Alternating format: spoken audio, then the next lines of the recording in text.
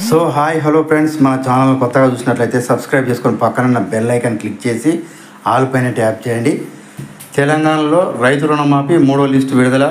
మీ పేరు ఉందో లేదో చెక్ చేసుకోండి. ఇలా రైతు రుణమాఫీ 3వ విడత లిస్టు విడుదల. మీ పేరు ఉందో లేదో చెక్ చేసుకోండి. ఇలా ఎంతో ఆసక్తిగా ఎదురు చూస్తున్నటువంటి రైతు రుణమాఫీ పథకం యొక్క 3వ జాబితా అధికారికంగా విడుదల చేయబడడం జరిగింది. ఇది వారి వ్యవసాయ రుణాల మాఫీ కోసం ఆసక్తిగా ఎదురు చూస్తున్న రైతులకు గణనీయమైన ఉపశమనం కలిగించిందనుకో చెప్పుకోవచ్చు. ఈ పథకం తెలంగాణలో రేవంత్ రెడ్డి నేతృత్వంలోని కాంగ్రెస్ ప్రభుత్వం యొక్క కీలక వాగ్దానం. ₹1,00,000 వరకు రుణాలను మాఫీ చేయడం ద్వారా రైతులపై ఆర్థిక భారాన్ని తగ్గించడం లక్ష్యంగా పెట్టుకుంది సర్కార్. 2 లక్షలు ఈ కార్యక్రమం దశల వారీగా అమలు చేయబడింది. ఇప్పుడు 3వ మరియు చివరి దశ కూడా పూర్తి అయింది. రైతు రుణమాఫీ పథకం వివరాలు. రైతు రుణమాఫీ పథకం గత అసెంబ్లీ ఎన్నికల సమయంలో కాంగ్రెస్ పార్టీ చేసిన ప్రధాన ఎన్నికల వాగ్దానము. 1,00,000 వరకు వ్యవసాయ రుణాలను మాఫీ చేసేందుకు ప్రభుత్వం కట్టుబడి ఉంది. అర్హులైన రైతులకు 2 లక్షలు. రైతు సంఘంపై ఆర్థిక ఒత్తిడిని తగ్గించడం మరియు వ్యవసాయ ఉత్పత్తులను పెంచడం లక్ష్యంగా ఈ చర్య తీసుకుంది. ఈ పథకం 3 దశల్లో రూపొందించబడ్డది. మొదటి దశ ₹1,00,000 మాఫీ చేశారు.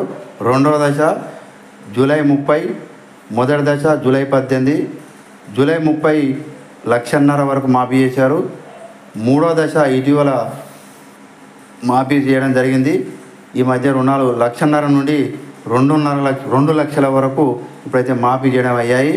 మూడవ దశలో 1,00,000 వరకు రుణాలు బకాయి ఉన్నటువంటి రైతులకు 1,50,000 నుండి 2 లక్షల మంది రైతుల పేర్లను మాఫీ జాబితాలో చేర్చారో లేదో ఇప్పుడు తనిఖీ చేసుకోవచ్చు.